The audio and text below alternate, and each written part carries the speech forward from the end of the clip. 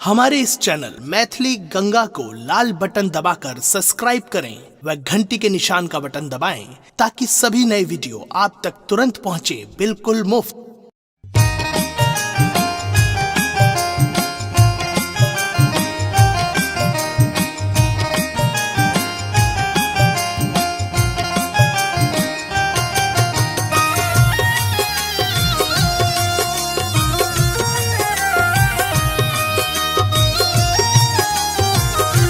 सुन रहे हैं गंगा कैसेट की प्रस्तुति।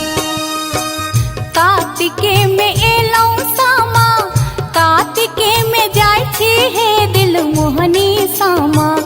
कार्तिके में एलौ सामा, कार्तिके में जाय छी हे दिल मोहनी सामा। दिन जइयो भैया के आशीष हे दिल मोहनी सामा। दिन जइयो भैया के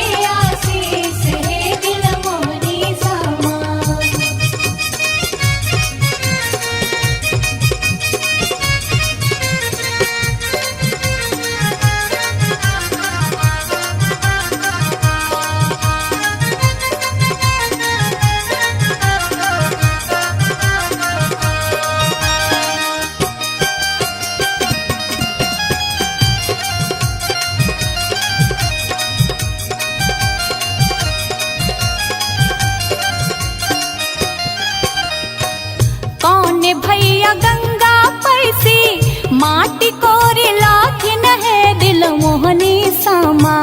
कौन भैया गंगा पैसी माटी कोरी लाथिन है मन मोहनी सामा।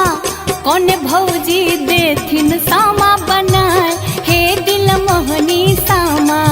कौन भौजी देथिन सामा बनाए हे दिल मोहनी सामा।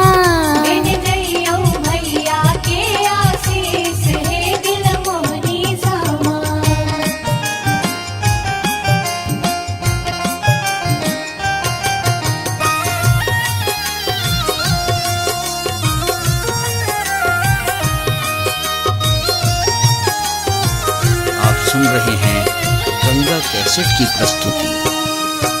बड़का भैया गंगा पैसी माटी कोड़ी लाथिन है दिल मोहनी सामा। बड़का भैया गंगा पैसी माटी कोड़ी लाथिन है दिल मोहनी सामा। अह भौजो देथिन सामा बनाए हे दिल मोहनी सामा। अह भौजो देथिन सामा बनाए हे दिल मोहनी सामा। दिन जइयो भैया के आशीष हे दिल मोहनी सामा।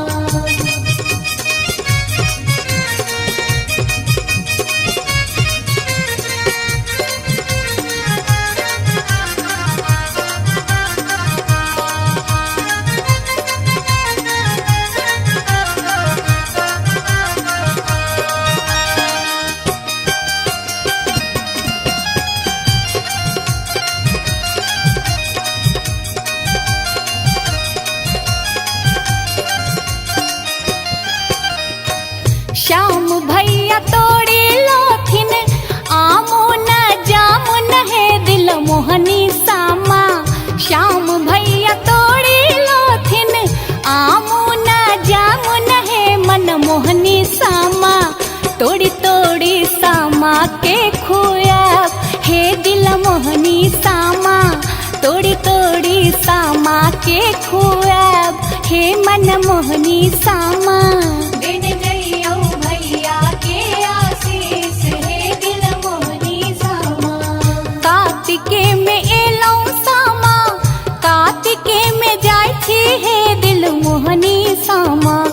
कार्तिके में एलौ सामा, कार्तिके में जाय छी हे दिल मोहनी सामा।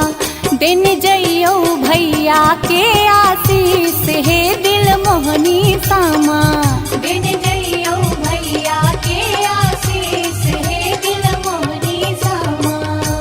वृंदावन में आग लागल क्यों न मुझावे रे। वृंदावन में आग लागल क्यों न मुझावे रे। हमरो से बड़का भैया दौर दर मुझावे रे। हमरो से बड़का भैया दौर दर मुझावे रे। हम हमारो से छोटका भैया दौर दौर मुझाबे रे, हमारो से छोटका भैया दौर दौर मुझाबे रे, हाथ सोवरना लोटा दूध से मुझाबे रे, हाथ सोवरना लोटा दूध से मुझाबे रे, हाँ हाथ सोवरना लोटा दूध से मुझाबे रे। हाथ सोवरना लोटा दूध से मुझाबे रे, वृंदावन में आग लागल क्यों न मुझाबे रे, हमारो से बड़का भैया दौड़ दौड़ मुझाबे रे, हमारो से छोटका भैया दौड़ दौड़ मुझाबे रे, हाथ सोवरना लोटा दूध से मुझाबे रे, हाथ सोवरना लोटा दूध से मुझाबे रे। वृंदावन में आग लागल क्यों न मुझाबे रे, हमारो से बड़का भैया दौड़ दौड़ मुझाबे रे।